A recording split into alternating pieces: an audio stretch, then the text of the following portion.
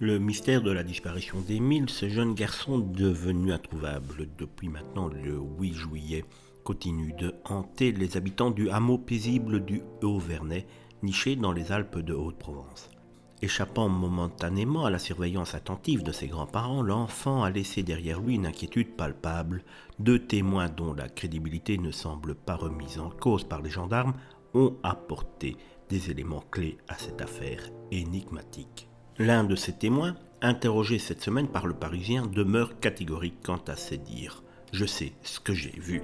Assurant avoir croisé Émile, il relate avoir aperçu le garçonnet dans une rue en pente du hameau, une voie qui mène jusqu'au cœur du village, où se dresse la demeure de ses grands-parents. Cette observation laisse présager que l'enfant a tenté de s'éloigner du foyer familial pour une raison qui échappe encore à l'heure actuelle aux enquêteurs.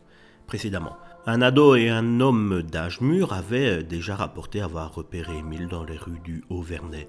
L'homme en question avait avoué ne pas s'être alarmé, arguant que la présence d'enfants solitaires dans les rues où la circulation est presque inexistante était courante dans ce paisible village de montagne. Face à l'énormité de la situation, d'importants moyens ont donc été déployés maintenant depuis plus d'un mois pour retrouver la moindre trace de l'enfant.